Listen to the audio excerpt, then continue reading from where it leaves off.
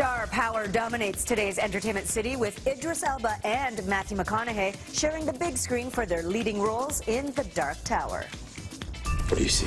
I see a tower, the man in black, and the gunslinger.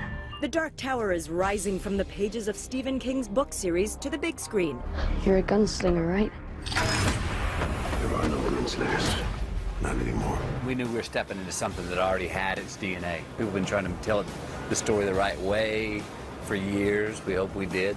Fans certainly hope so. It's taken more than a decade for the beloved series to make it to film.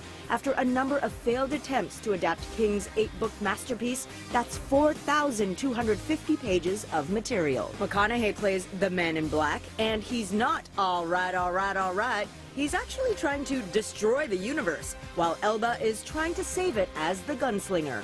But both actors say their characters have more in common than not. My character is equally as tormented and has so much history as the Man in Black. This relationship that Walter has with Gunslinger, it's partially a really sick little love story. So will the gunslinger prevail? Find out Friday when The Dark Tower hits theaters. And if that doesn't satisfy your appetite, you can return to theaters next month to catch the Stephen King adaptation of It on September 8th. Here, take it.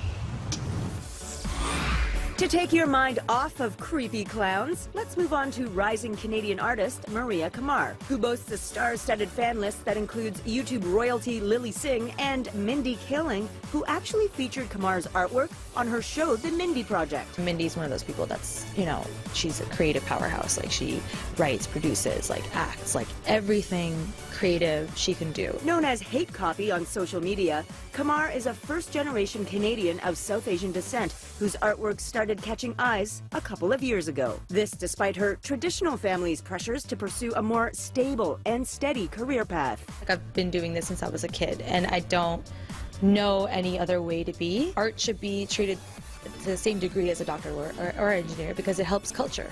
Today, Qamar's art has resulted in more than 100,000 Instagram followers and now a tongue-in-cheek book called No Aunty. The witty survival guide offers advice about how to deal with any overbearing aunties in your life, whether they're nosy neighbors or family friends meddling in your business.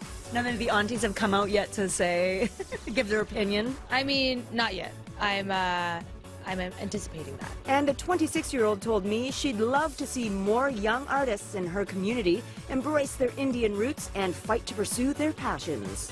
I always encourage everybody to pursue something that is, that is in the arts, especially in our community, because our culture is kind of founded on the arts. It's so rich and vibrant. I think that's what kind of makes us so colorful and, something worth celebrating. And tomorrow we'll have the third and final part of our chat with the stars of Detroit, a tense crime drama about racially charged riots in the 60s.